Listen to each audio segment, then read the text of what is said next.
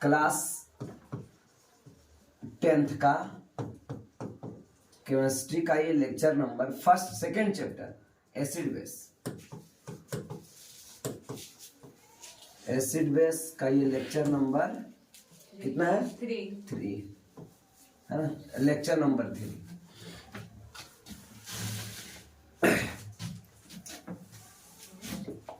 आज ठीक आ रहा होगा वीडियोस नहीं? कहता है एक्टिविटी 2.1.2, ठीक है ना। अम्ल एवं क्षारक धातु के साथ कैसे अभिक्रिया करते हैं? अम्ल एवं क्षारक, चाहे तो अम्ल धातु के साथ अभिक्रिया या क्षार यानी बेस धातु के साथ अभिक्रिया कैसे करते हैं, और करते हैं तो क्या बनता है ये देखना है, ठीक है ना।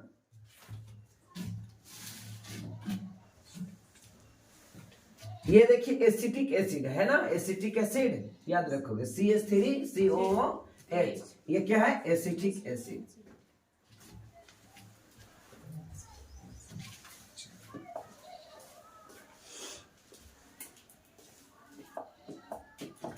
तो क्या कर रहा है? एक्टिविटी 2.3 में देखा जाए, चित्र 1.2 के अकॉर्डिंग अनुसार उपकरण को व्यवस्थित कर ले। इस प्रकार कुछ उपकरण लिया हुआ है ना, इस उपकरण को व्यवस्थित कर ले। अब उपकरण को बतलाते हैं। तो एक टब लिया गया है, ये क्या है? एक टब, ठीक है ना, शीशा का ये टब होगा। तो ये एक टब है और इसके नीचे जो भरा हुआ लिक्विड है ये सोप का सॉल्यूशन है, यानी साबुन का विलयन। ये क्या है बच्चों? साबुन का विलयन। सोप सॉल्यूशन मतलब साबुन का विलयन। एक ये स्टैंड के लिए, एक किसके लिए? स्टैंड के लिए हमने एक ले लिया इस प्रकार के एक फिगर है ना, लोहा का बना होगा जो हैवी होगा, भारी होगा। इस पे एक स्टैंड लगा दिए है ना, ये स्टैंड बेस है। ये क्या है? स्टैंड बेस है। स्टैंड बेस, बेस माने आधार, स्टैंड बेस, ठीक है ना। स्टैंड आधार है और यह स्टैंड है बच्चों। यह स्टैंड के सहारे यहाँ क्लिप, या स्टैंड के सहारे क्लिप लगा करके इस टेस्ट ट्यूब को, ठीक है ना, टेस्ट ट्यूब को कस के बांध दिया गया है। और ये कॉर्क का ढक्कन है। ये किसका ढक्कन है? कॉर्क का, याद रखिएगा, ये कॉर्क का ढक्कन है। किसका ढक्कन है? कॉर्क का ढक्कन है, ठीक है ना। तो ढक्कन है, तो इसको टेस्ट ट्यूब को बंद कर दिए। अंदर में जिंक का टुकड़ा रख दिया गया, यानी जिंक है ना, जस्ता का टुकड़ा लिए और जस्ता का छोटे छोटे टुकड़ा को यहाँ रख दिए। इसी के अंदर सल्फ्यूरिक एसिड लिया, तनु सल्फ्यूरिक। अब आपको तनु का डिफिनेशन तो बता दिया गया था कि तनु सल्फ्यूरिक कैसे बनेगा। तो यहाँ पे तनु सल्फ्यूरिक अम्ल लिए, हाइड्रोजन गैस का बबल, जब दोनों के साथ रिएक्शन हुआ, यानी जिंक किसके साथ? जिंक को किसके साथ रिएक्शन करवाया गया? तनु सल्फ्यूरिक अम्ल H2SO4, ठीक है ना। तो क्या बना? ये जिंक जो है उस सल्फेट के साथ रिएक्शन कर लिया और हाइड्रोजन को विस्थापित कर दिया, ठीक है ना, हाइड्रोजन को विस्थापित कर दिया। तो ये क्या है? ये है धातु। ये क्या है? धातु, याद रखेंगे। ये क्या है? धातु। और ये क्या है? अम्ल, है ना। धातु और ये अम्ल है, ठीक है, धातु और अम्ल है। अभिक्रिया करके क्या बना प्यारे मित्रों? तो अभिक्रिया करे तो बन गया ZnSO4 और हाइड्रोजन गैस बबल के रूप में बाहर आ गया। हाइड्रोजन गैस बाहर आ गया, है ना। तो रिएक्टेंट में क्या देखा? जब जिंक को किसी भी एसिड के साथ रिएक्शन कराया जाए तो मेटल सल्फेट, ठीक है, और हाइड्रोजन गैस बनेगा, ठीक है ना। एक अगर इसकी जगह दूसरा एसिड ले लिया जाए तो जिंक को किसके साथ? HCl के साथ रिएक्शन करवाया। किसके साथ? HCl, तो ZnCl2 बनेगा। क्या बनेगा? ZnCl2। क्यों बनेगा? कि जिंक का वैलेंसी 2 है तो क्लोरीन पर 2 हो गया, और कौन सा गैस बाहर हो जाएगा? हाइड्रोजन गैस बाहर होगा, ठीक है ना, हाइड्रोजन गैस बाहर होगा। अब देखो बच्चों, हाइड्रोजन गैस यहाँ पे बाहर नजर आ रहा है, बैलेंस करिए। यहाँ पे क्लोरीन 2 है, यहाँ क्लोरीन 2 करना होगा। क्या करना होगा? 2 करना होगा। अब हाइड्रोजन भी बराबर हो गया और क्लोरीन भी बराबर हो गया। तो इस प्रकार से याद रखेंगे ये रिएक्शंस। बोलो क्लियर है।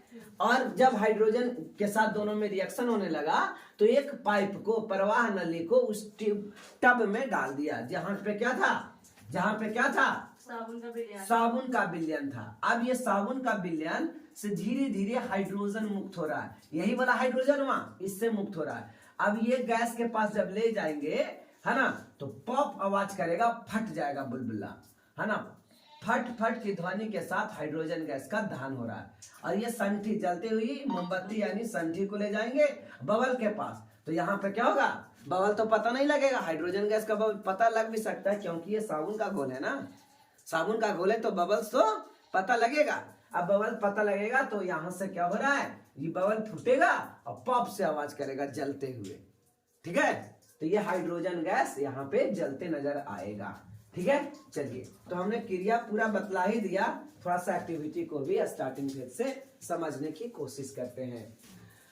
तो 2.1 के अकॉर्डिंग पहले उपकरण को सजा लीजिए। तो ऑलरेडी आपने सजा लिया, देख लिया, है ना। ये फिगर आपको बनाने आना चाहिए, कल का होमवर्क है, ये फिगर बना के लाना है। ठीक है, तो एनसीईआरटी या कहीं भी ये फिगर रहती है, इसके लिए स्पेशल जरूरी नहीं कि एनसीईआरटी बुक होना चाहिए, एनसीईआरटी तो मोबाइल पर अवेलेबल है। ठीक है ना।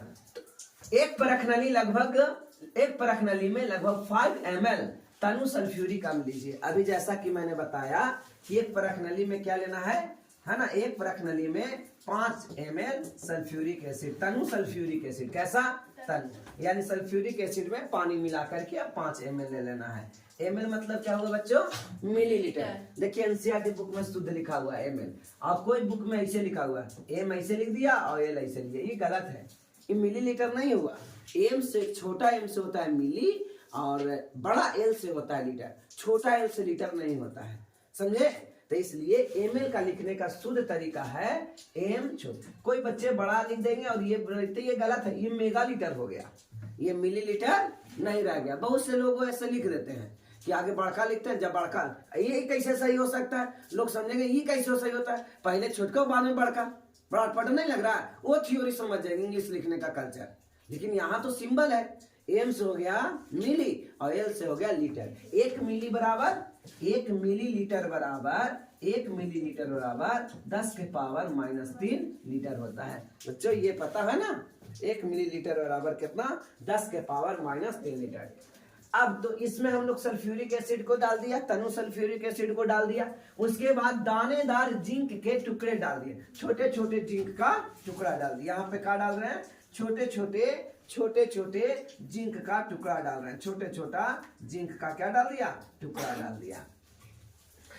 ठीक है ना। कहता है दानेदार जिंक के टुकड़े की सतह पर आप क्या देखते हैं। अब यहाँ देखना होगा कि क्या देखते हो। उत्सर्जित गैस साबुन का विलयन से प्रवाहित कीजिए। अब ये जो गैस निकल रहा है यहाँ से, है ना, यहाँ पे इसको सेफ्टी वाल्व से अच्छा से बंद कर देंगे। अच्छा, बंद करने वाले को क्या कहते थे, कॉर्क कहते थे, याद है ना, कॉर्क कहते थे, क्या ये कॉर्क। तो कॉर्क के सहारे इसको बंद कर देंगे और ये लेके जाएंगे कहाँ पे, टब में, जहाँ पे साबुन का विलयन होगा, और इस टब में यहाँ पे ऐसे बंद कर देंगे, है ना। जो गैस निकलेगा, क्या निकलेगा बच्चों, गैस निकलेगा। अब ये बबल के रूप में यहाँ से ऐसे निकलेगा। जलती हुई संठी को लेकर जाएंगे मोमबत्ती को, ठीक है ना, जलती हुई मोमबत्ती को लेकर के जाएंगे। क्या चीज को लेकर के जाएंगे, जलती हुई मोमबत्ती को लेकर के जाएंगे। अब जलती हुई मोमबत्ती को ले जाएंगे, पॉप आवाज करेगा, फट जाएगा बलबुला और ध्वनि, पॉप ध्वनि के साथ आवाज करेगा।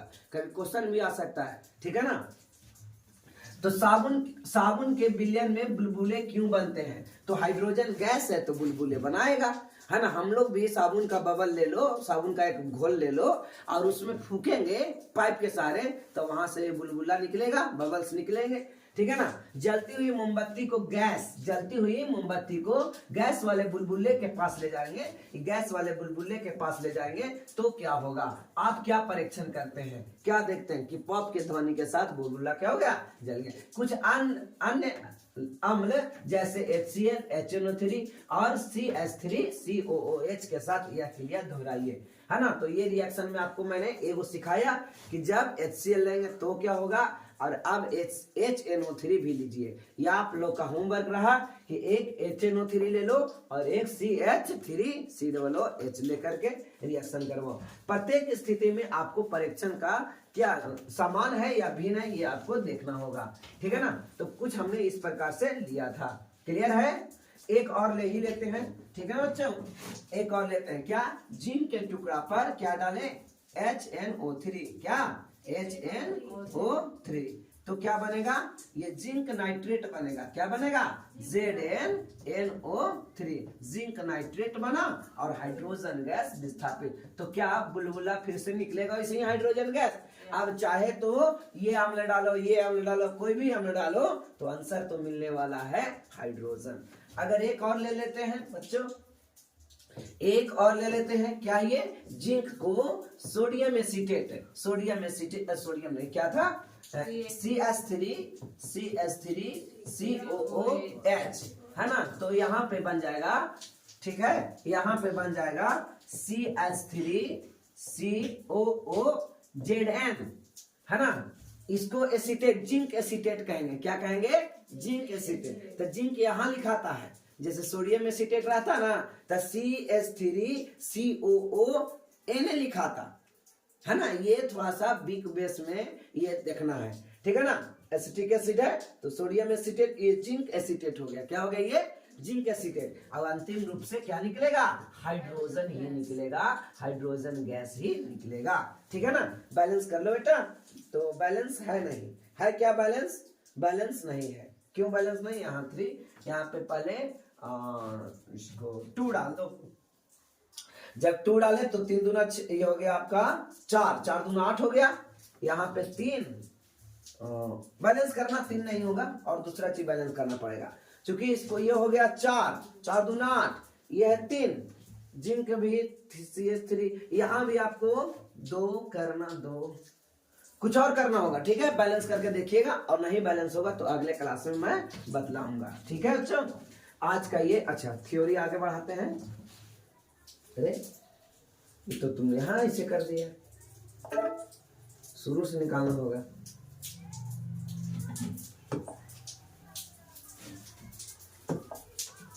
कहाँ था,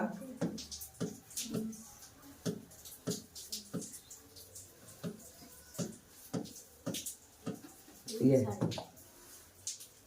चलो निकल तो गया भगवान से, ठीक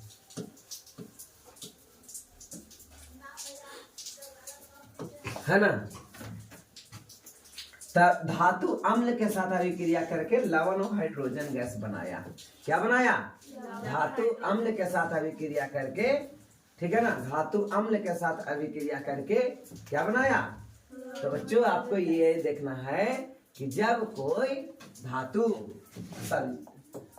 कोई धातु या अम्ल, जब धातु यानी अम्ल, जब धातु, कोई धातु क्या लिए थे, जिंक, क्या लिए थे, जिंक, बोलो क्या लिए थे, जिंक।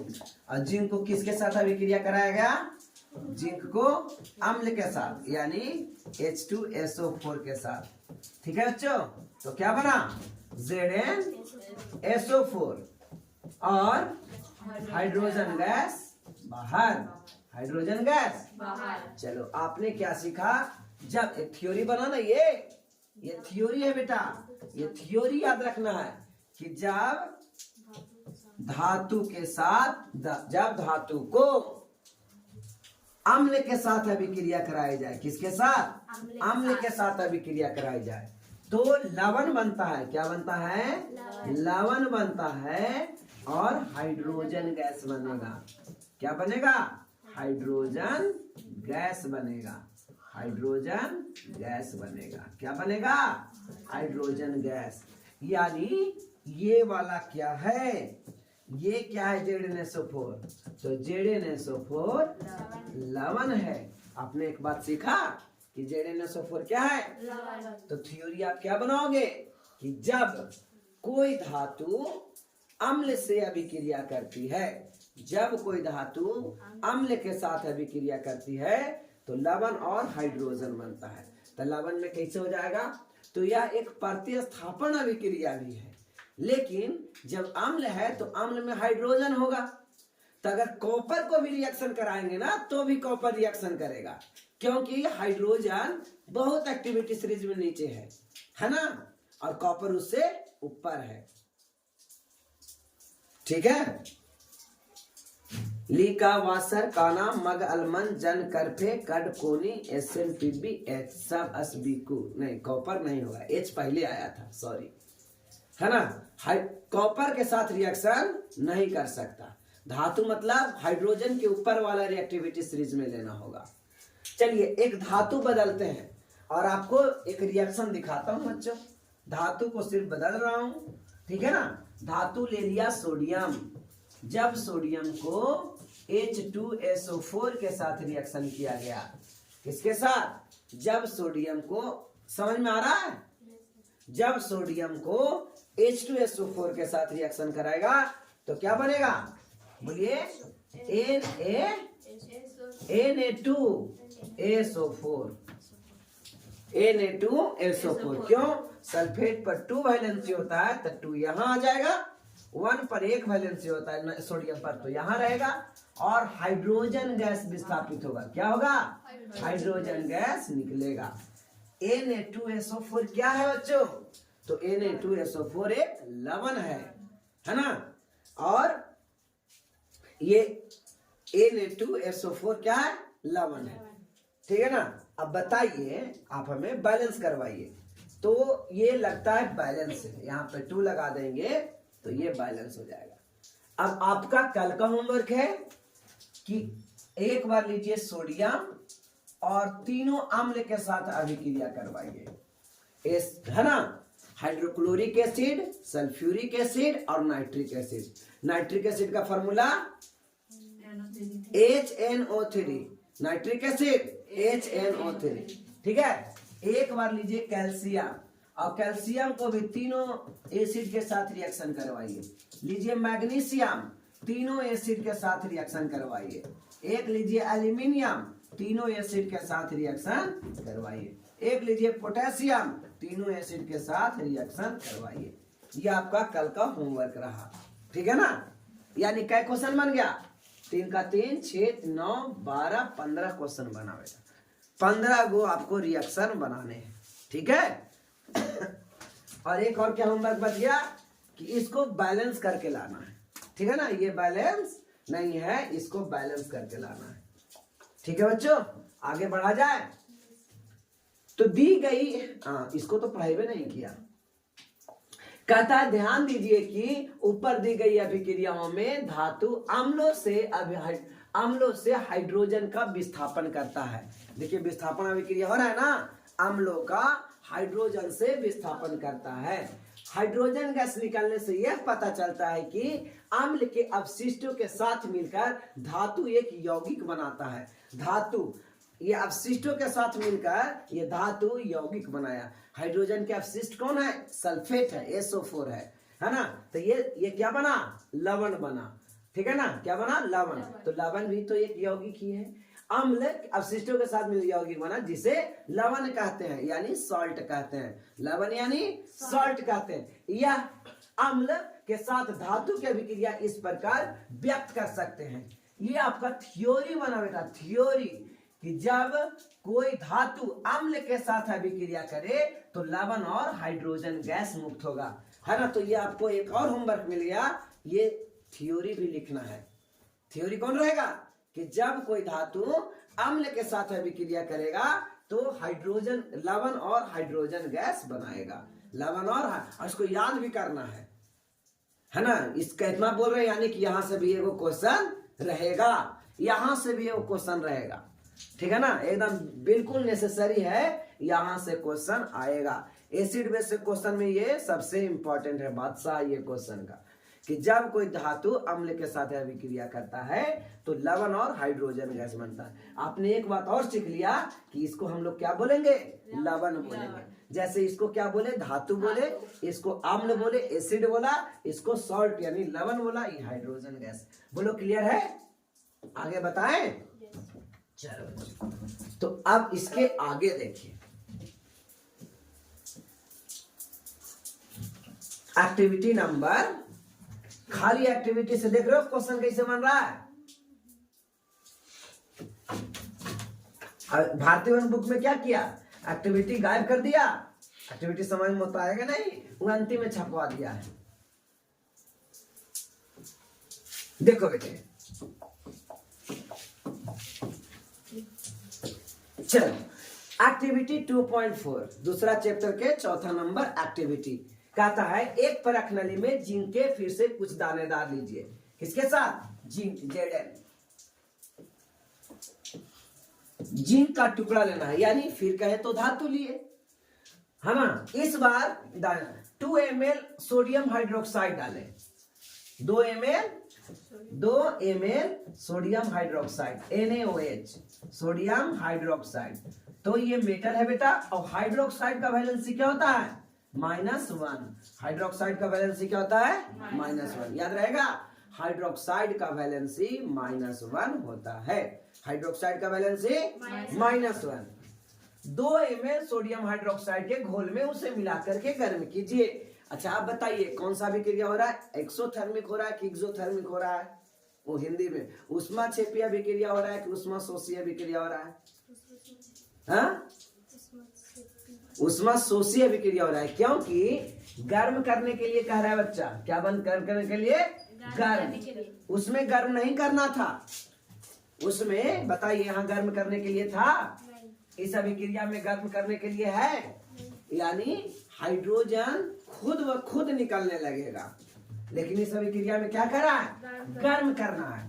तत्पश्चात क्रियाकलाप 2.3 के अनुसार, यानी पिछलके के अनुसार क्रियाओं को दोहराइए, अलग अलग मेटल को लीजिए। ठीक है, चलिए। तो इस बार जिंक लिया, और जिंक को किसके साथ रिएक्शन करवाया, NaOH के साथ, NaOH के साथ, ठीक है ना, NaOH के साथ। ठीक है, क्या बनेगा, जिंक हाइड्रोक्साइड बनेगा बेटा।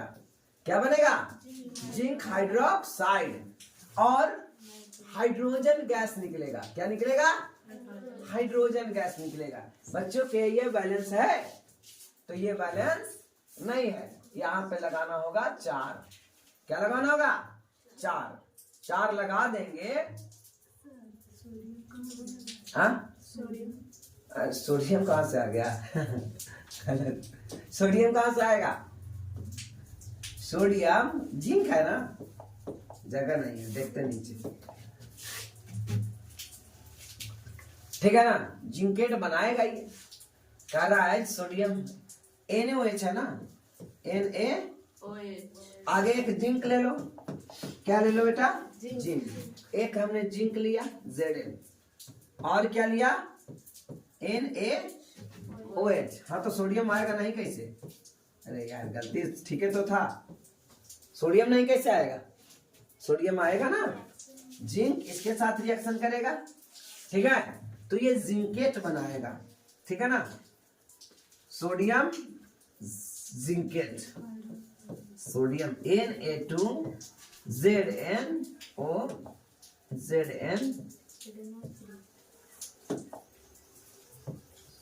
ZnO2 जिंकेट का ये होता है, ZnO2 जिंकेट का होता है, और इसका वैलेंसी 2 होता है। जिंकेट जैसे सल्फेट हुआ था ना, तो ये जिंकेट होगा। क्या होगा, जिंकेट, और ये हाइड्रोजन गैस निकलेगा। क्या निकलेगा, हाइड्रोजन गैस निकलेगा। समझ में आ रहा है। अब ये जिंकेट क्या है, तो ये लवण है। ये क्या है, लवण है। सोडियम जिंकेट क्या है, लवण। तो याद रखना ZnO2 जिंकेट होता है। ZnO2 क्या होता है, जिंकेट होता है। ZnO2 क्या होता है बच्चों, जिंकेट, और इसका वैलेंसी क्या होगा, -2। जिंकेट का वैलेंसी -2, जिंकेट का वैलेंसी -2। समझ में आ रहा, जिंकेट का वैलेंसी क्या होगा, -2 होगा। अब इसको आप बैलेंस करो, तो बैलेंस करने के लिए सोडियम 2 यहाँ है, तो यहाँ 2 लगा दिए ऑक्सीजन भी 2 हो गया, और हाइड्रोजन भी 2 हो गया। ठीक है ना, हाँ, तो अभिक्रिया यहाँ पे दिया है। ठीक है, अब कहता आप देखेंगे कि पुनः हाइड्रोजन बनता है, किंतु अभिक्रिया में सभी धातुएं, है ना, सभी धातुओं के साथ संभव नहीं है। ये एलिमिनेट बनाएगा और जिंकेट बनाएगा, यानी इसमें दो ही धातु ले सकते हैं, या तो जिंक लेना होगा और नहीं तो एल्युमिनियम लेना होगा। तो एल्यूमिनेट बनेगा या जिंकेट बनेगा, सब धातु के साथ ये संभव नहीं है। ठीक है, तो एक थ्योरी आपका ये बन गया कि जब कोई धातु बेस के साथ अभिक्रिया करे, ठीक है ना, तो इस प्रकार बेस बन जाएगा सॉल्ट। क्या बनेगा? सॉल्ट और हाइड्रोजन गैस। लेकिन इसमें जिंक रहेगा तो जिंकेट होगा, एल्युमिनियम रहेगा तो एल्यूमिनेट होगा, एल्युमिनियम रहेगा तो एल्यूमिनेट होगा, जिंक रहेगा तो जिंकेट होगा और एल्युमिनियम रहेगा तो एल्यूमिनेट होगा। बोलो बच्चों, समझ में आ गया? और आगे अगर देखते हैं,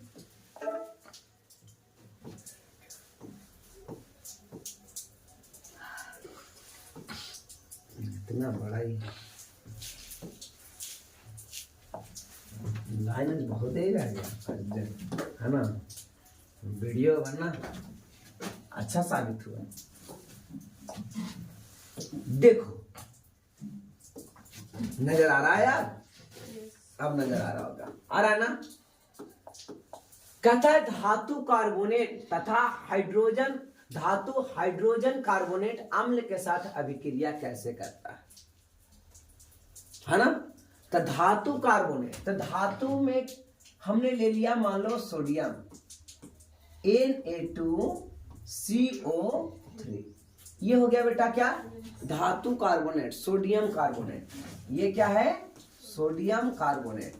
अब आपको याद करें, नोट्स बनाना होगा, सोडियम कार्बोनेट, सोडियम कार्बोनेट। क्या समझ में आ रहा है? ये क्या हो गया बेटा? Sodium carbonate. और एक और लेंगे NaHCO3, ये सोडियम बाइकार्बोनेट। ये क्या है? सोडियम बाइकार्बोनेट,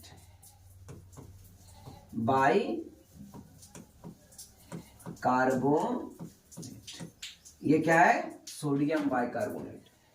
तो इसको सोडियम हाइड्रोजन कार्बोनेट भी कह सकते हैं। क्या कहेंगे? Sodium hydrogen carbonate. अब जिंक रहेगा तो क्या बनेगा? यहां पे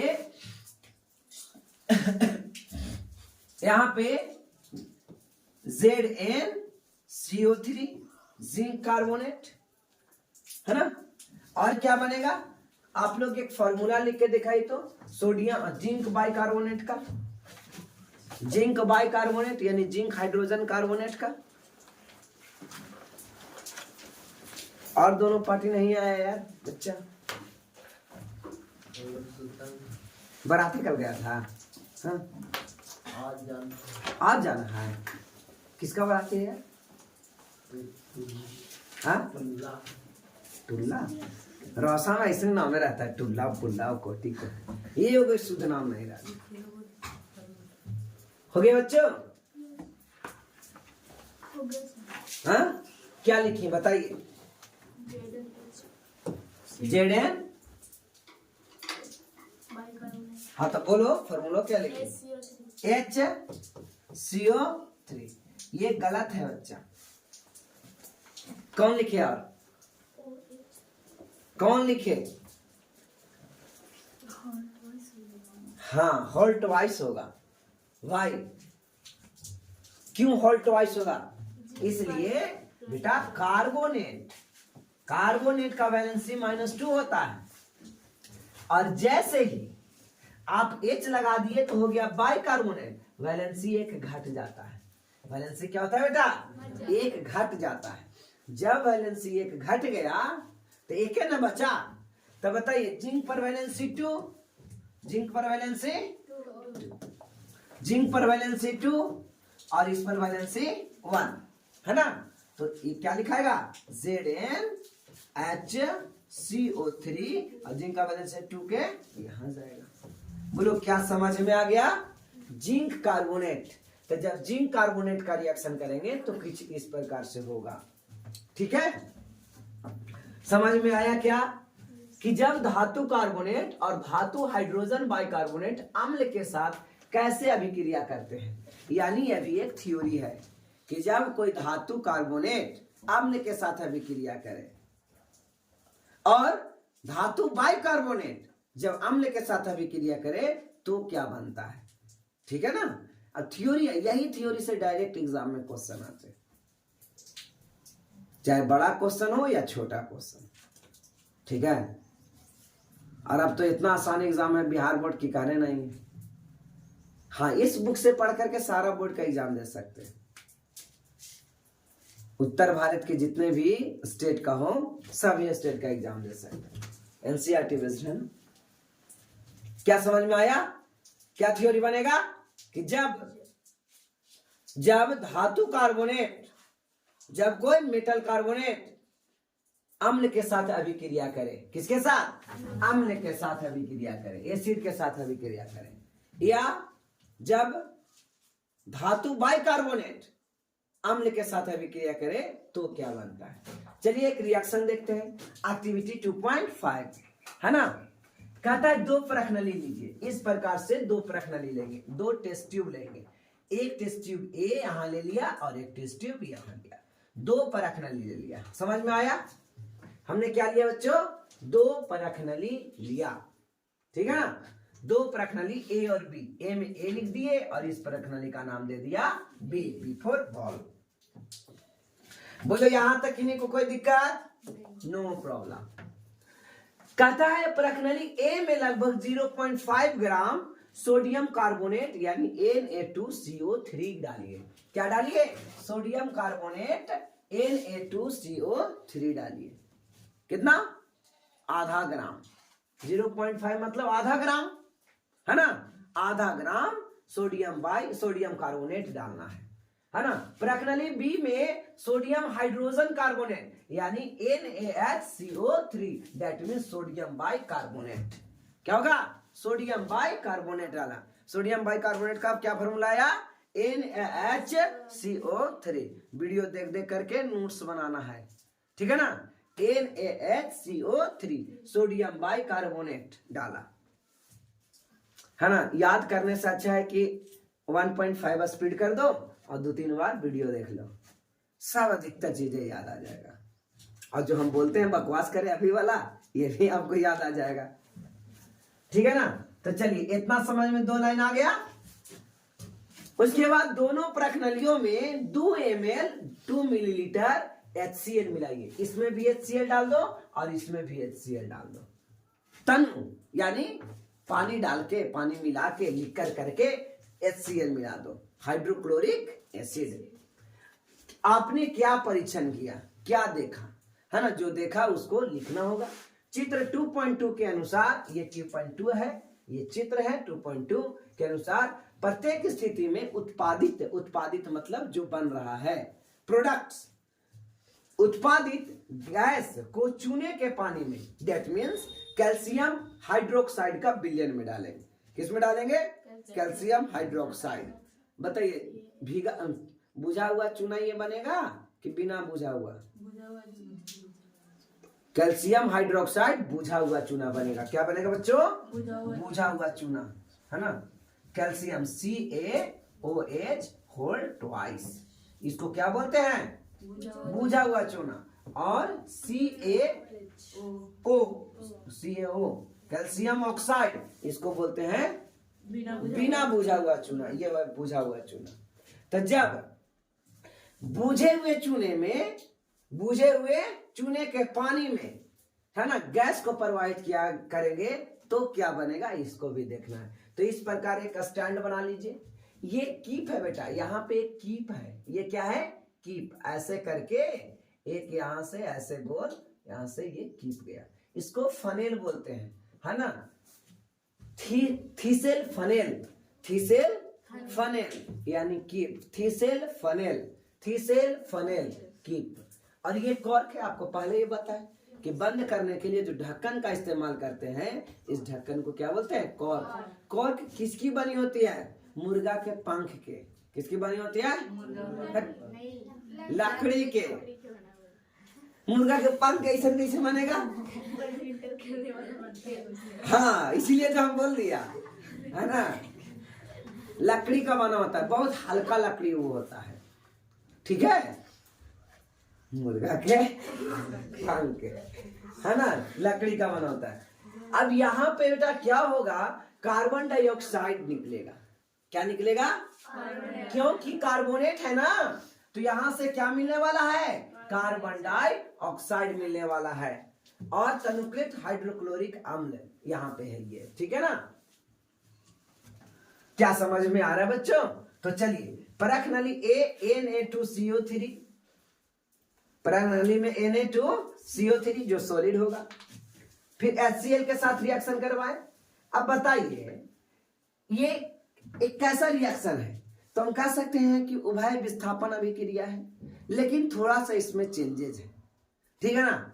यानी यहां पे वाटर और कार्बन डाइऑक्साइड बन रहा है, ये हो गया सॉल्ट, ये क्या हो गया बेटा? सॉल्ट, यानी हिंदी में लवण। अब देखो ये वो थ्योरी बन के आ रहा है यहाँ पे एक थ्योरी बन के, एक नहीं दो थ्योरी बन रहा है कि जब धातु कार्बोनेट को या धातु बाइकार्बोनेट को, धातु कार्बोनेट या धातु बाइकार्बोनेट को अम्ल के साथ अभिक्रिया कराई जाए तो लवण, जल और कार्बन डाइऑक्साइड बनेगा। थ्योरी समझ में आया? क्या बनेगा? लवण, जल और कार्बन डाइऑक्साइड बनेगा, लवण, जल और कार्बन डाइऑक्साइड बनेगा। समझ में आ रहा है? चलो रिएक्शन के बाद हम फिर से एक बार इसको बतलाने की कोशिश करते हैं। क्या क्या बनेगा? लवण, जल और कार्बन डाइऑक्साइड। एक बार धातु क्या था वहां? जिंक लिए थे, क्या लिए थे? कौन सा धातु था? सोडियम, सोडियम था। इस बार धातु को चेंज करते हैं बेटा, कर देते हैं जिंक, जिंक कार्बोनेट, ZnCO3, ये जिंक कार्बोनेट हो गया। Zinc bicarbonate, ZnHCO3 whole twice. एक और लेते हैं, एल्यूमिनियम, AlHCO होल थ्राइस। समझ में आया? अच्छा, इसको बाद में देखते हैं, पहले ये दोनों को ले ले। जिंक लिए तो दोनों को जिंक लिए। आपको रिएक्शन में ज्यादा कुछ नहीं बुझा रहा है, तो ये क्या है? जिंक कार्बोनेट, और ये जिंक बाइकार्बोनेट यानी जिंक हाइड्रोजन कार्बोनेट। इसको आप ये भी बोल सकते हो जिंक बाइकार्बोनेट या जिंक हाइड्रोजन कार्बोनेट। और ये जिंक कार्बोनेट किसके साथ अभिक्रिया कराना है? एसिड के साथ। और एसिड के रूप में हाइड्रोक्लोरिक एसिड लीजिए, सल्फ्यूरिक एसिड लीजिए या नाइट्रिक एसिड लीजिए, तनु लेना है, ठीक है। तो यहां पे मैंने ले लिया HCl, यहां भी ले लिया HCl, हाइड्रोक्लोरिक एसिड। क्या बनेगा भूल जाइए, क्या बनेगा भूल जाइए, लवण बनेगा। लवण का मतलब पता नहीं है, लेकिन जल बनेगा और कार्बन डाइऑक्साइड बनेगा। क्या बनेगा बच्चों? जल बनेगा और कार्बन डाइऑक्साइड बनेगा। इधर भी क्या बनेगा? जल बनेगा और कार्बन डाइऑक्साइड बनेगा। सब थ्योरी से देख रहे ना क्वेश्चन बनेगा कैसे। रिएक्शन बिना थ्योरी का रिएक्शन हो सकता? अब जिसको पहला चैप्टर नहीं समझ में आया हो वो दूसरा चैप्टर है ना रत्ती भर भी नहीं समझ सकता। और 9th क्लास का तीसरा चैप्टर अगर नहीं समझ में आया तो 10th क्लास का पहला, दूसरा, तीसरा, गोल, चौथा समझ में आएगा, अब पांचवा, ठीक है ना। तो 9th क्लास का तीसरा चैप्टर केमिस्ट्री इतना इंपॉर्टेंट है, उसके पढ़े बगैर नहीं समझ सकते। चलो बच्चे, ये समझ में आ गया। अब क्या बनता है? ये बीच में लवण बनता। क्या बनता? लवण। तो लवण कैसे बनेगा? जिंक, जिंक किसके साथ? हाइड्रोक्साइड था बच्चे, NaCl बना था, है ना, NaCl बना था। तो यहां क्या हो जाएगा? ZnCl2 होगा ना, क्योंकि जिंक का वैलेंसी 2 होता है। यहां क्या बनेगा? अगेन ZnCl2 बनेगा ना। देखिए दोनों स्थिति में सेम बना था, NaCl यहां भी और NaCl यहां सेम बना था दोनों स्थिति में, यहां भी देखो दोनों स्थिति में सेम। क्लियर है? अब आप बैलेंस करो, इसको बैलेंस करो, ऊपर वाला को बैलेंस देखो। सबसे पहले जिंक को बैलेंस किया जाना चाहिए, तो जिंक तो ऑलरेडी बैलेंस है, इधर भी जिंक एक, इधर भी जिंक एक। अब क्लोरीन को बैलेंस करो, यहां पे क्लोरीन एक और यहां पे क्लोरीन दो, तो यहां दो दे देंगे, क्लोरीन दो हो गया। Hydrogen already balance, oxygen balance, carbon carbon भी बैलेंस, तीनों बैलेंस हो गया है ना? नहीं बैलेंस है क्या? अब आप नीचे वाले को बैलेंस करो, नीचे वाले को बैलेंस करो बच्चा, तो जिंक ऑलरेडी बैलेंस, कार्बन नहीं बैलेंस है, तो यहां पे दो लगाना होगा। क्या लगाना होगा? दो लगाना होगा। तो कार्बन कितना हो गया? 4 हो गया, यहां दो लगा दीजिए। क्लोरीन भी 2 हो गया, यहां भी 2 हो गया। हाइड्रोजन यहां है 2, यहां 4, वहां हाइड्रोजन 6 हो गया ना, वहां 4, हाँ बिल्कुल, यहां 2 लगाना होगा। हो गया बैलेंस? देखिए आप, जिंक एक सही है, हाइड्रोजन देखो बेटा, तो यहाँ 2 हो गया और यहाँ हाइड्रोजन 2, 2 और 2 4, यहाँ हाइड्रोजन क्या हो गया? 4। क्लियर है? यहाँ हाइड्रोजन क्या हो गया? 4। कार्बन कितना बेटा? 2, कार्बन 2 है, यहाँ भी कार्बन 2। ऑक्सीजन कितना? 3 2 6, ऑक्सीजन कितना? 6, यहाँ ऑक्सीजन ये 2 हो गया और ये 4 हो गया, 6 हो गया। और हाइड्रोजन तो देख लिया, क्लोरीन देख लिया, 2 यहाँ 2 यहाँ, है ना? तो it have all have balance, है ना? ये बैलेंस हो गया। ठीक है, बोलो समझ में कुछ आया? अगर आपको 2% भी समझ में आ गया तो बहुत है। अरे क्या हो गया, क्या हो गया, देखते देखते। कल का होमवर्क, एक हमने जिंक, किसका? जिंक को रिएक्शन करवाए, जिंक कार्बोनेट और जिंक बाइकार्बोनेट, ये तो रहबे करेगा। चेंज करना है HCl के जगह पर, है ना, H2SO4, फिर लेना है HNO3। समझ में आया बच्चा? इतना लीजिए, तीनों लीजिए, HCl लीजिए, HCl 3 एसिड लीजिए और सब में अलग अलग चेंज करो। एक बार सोडियम लेकर के फिर से बना लो, सोडियम बाइकार्बोनेट, सोडियम कार्बोनेट, यहां भी लेना है, सब में लेना है कार्बोनेट और सब में लेना है बाइकार्बोनेट। समझ में आ रहा है? फिर क्या लेना है? एक बार मैग्नीशियम लीजिए, कैल्शियम लीजिए, ठीक है, पोटेशियम लीजिए, फिर लीजिए एल्यूमिनियम लीजिए।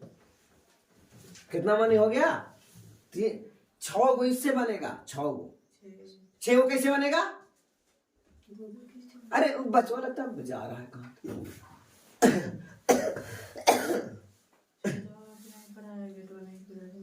6 गो कैसे होगा? 2 गो इसका बनेगा, सोडियम कार्बोनेट और सोडियम बाइकार्बोनेट होगा 2 गो, और 2 गो से 3 गो बनेगा, तो 3 दूना 6, 12, 18, 24, 30 गो रिएक्शन यहां से बनने वाला है। समझ में आ रहा? अगर अच्छा से जिसको समझ में आया 30 गो रिएक्शन 15 मिनट के अंदर बनाएगा, और ना समझ में आए 2 गो रिएक्शन 2 घंटा में भी नहीं बनेगा। वही वाला देख के कहीं बना देगा तो बना देगा। ठीक है ना? तो ये मन तभी लगता है पढ़ने में जब आपको ये क्लास 1 मिनट भी नहीं छूटे, है ना? उसके बाद तो दावा करते हैं कि कोई कोई पढ़ा सकता है। जनरल कंपटीशन में एगो 7 क्लास के लड़का है, वो इतना मैथ बनाता है, इतना सब सब्जेक्ट बनाता है कि उतने मेरे पास जनरल कंपटीशन का स्टूडेंट नहीं कोई बना पाता है। टेस्ट लिया जाए तो नंबर 1 स्थान आएगा उसका, है ना? वो क्या है, उसी का घर है, बिल्डिंग उसी का है, आकर के बैठ रहता है ना? हाँ, इससे भी कई गुना ज्यादा सब मैथ सब बना लेता है, ये नहीं बनाती है। ठीक है ना? तो क्या है कंटिन्यूटी उसमें, एक दिन कहीं घूमने जाना नहीं है उसको, कोई परिवार घर कुछ नहीं, कोई मतलब नहीं, है ना? मोटिवेशन जो मैंने किया उससे वो इतना बढ़िया मोटिवेट हो गया कि क्लास से एक दिन नहीं छोड़ता हूं, कुछ नहीं। शादी था एक जगह, सब परिवार गए लेकिन वो नहीं गया। तो कहता है हम उस कोचिंग के लिए नहीं, जो 7 को पढ़ने जाता है उसके लिए नहीं, हम यहाँ पढ़ने के लिए रह जाते हैं। मतलब समझ में आया? जो दिन लेट करके आएंगे वो दिन सर आज बहुत लेट कर दिए, ठीक है ना। तो समझो कि वो 7 क्लास के बच्चा होकर के और सबसे तेज है, सबसे तेज मतलब सबसे तेज, हाँ सब, ये नहीं कि वो सब्जेक्ट नहीं, सब में रीजनिंग को फर्स्ट बनाता था, मैथो जीएस भी सब, मतलब सब चीज में एकदम आसान से। और याददाश्त शक्ति ऐसा हो गया उसको, है ना। एक दिन ऐसी क्लास में बतियात कर रहे थे कि पहले तो तुम तेज नहीं होगा जी, अपना क्लास में, क्लास 7 में, अपना कोचिंग में जहाँ दूसरे का 7 का चलता है, तो अब आप तो गर्दा उड़ा दिया हुआ सर। अब तो हमारा लिए ऐसा लगता है कि कोई 7 चीजें नहीं है ना। जो बच्चा इतना फास्ट कैलकुलेशन फास्ट करे उसको 7 क्लास क्या रहेगा, वो धजिया उड़ा के नहीं रख देगा, समझे। तो यहाँ मेन बात क्या है, बच्चे में कंटिन्यूटी नहीं है ना। जैसे मान लिया जाए, इसको ले लो, क्या नाम है तुम्हारा, गायत्री, आज भी लेट करके आई, एक दिन टाइम से आई, तो एक दिन जो टाइम से आई और आज लेट करके आई, वो दिन टाइम से 1 घंटा पहले आ गई, वो कोई काम नहीं रहा, वो बर्बाद हो गया, है ना। वो भी बर्बाद, ये भी बर्बाद। ये अभी तुमको एक को नहीं समझ में आया होगा, अभी आप इतना देर जो बैठे ये फालतू का था, है ना। इसको अच्छा से यूटिलाइज करने के लिए आपको 6 बजे ही आना होगा, अब नहीं तो ये कोई काम का चीज नहीं रहा। ये बीचवा में से तनी सुना, अच्छा याद हो गया, कार्बोनेट का नाम ये लगेगा अगला साल, हाँ सर सुना है, नाम पता नहीं है, खाली नाम सुना हुआ रहेगा, ठीक है बच्चों। तो इतना होमवर्क है, आज बहुत लंबा वीडियो ही बन गया, ठीक है ना, लाइन अभी तक नहीं कटा।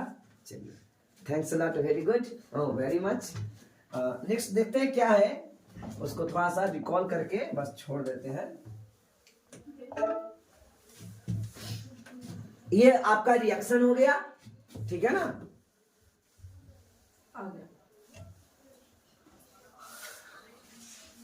कार्बन डाइऑक्साइड निकला था, रिएक्शन से क्या निकला था, कार्बन डाइऑक्साइड और जल निकला, है ना। सॉल्ट यानी लवण, कार्बन डाइऑक्साइड और जल, किससे विक्रिया करवाया, जब कोई धातु कार्बोनेट या धातु बाइकार्बोनेट को अम्ल से, एसिड के साथ रिएक्शन करवाया, ठीक है ना। तो इस प्रकार से क्या बना बच्चा, चूने का पानी। अब ये चूने का पानी है, ये लवण था कि एसिड थी कि बेस, हाँ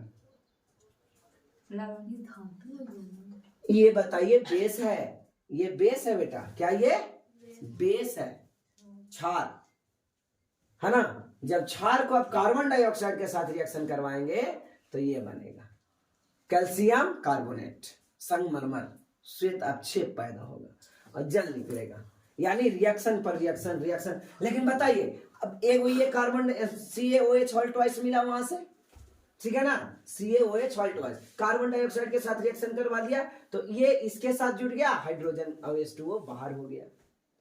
फिर इसके साथ तीनों के साथ रिएक्शन करवा दो, जो प्राप्त हुआ और उसमें कार्बन डाइऑक्साइड के फिर रिएक्शन करवाओ, तो ये क्या बना, कैल्शियम बाइकार्बोनेट है ये, यानी फिर से कैल्शियम बाइकार्बोनेट बन गया। जो स्टार्टिंग में कैल्शियम बाइकार्बोनेट लिया था ना, सोडियम बाइकार्बोनेट लिया था ना, ऐसे ऐसे दोहरा के विक्रिया कराने के बाद फिर से ये बन गया।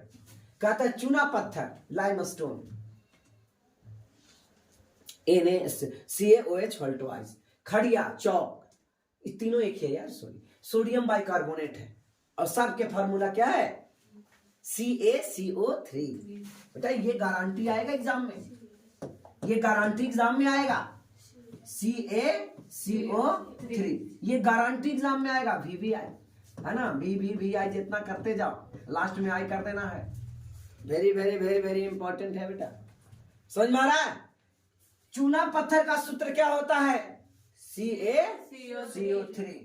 खड़िया, चौक, जो चौक हम लोग लिखने का काम करते हैं, खड़िया, है ना, इसका सूत्र क्या होता है, CaCO3। और संगमरमर का सूत्र क्या होता है, CaCO। कैल्शियम बाइकार्बोनेट क्या होता है, CaCO3। ऐसे कैल्शियम कार्बोनेट बाय नहीं, कैल्शियम कार्बोनेट।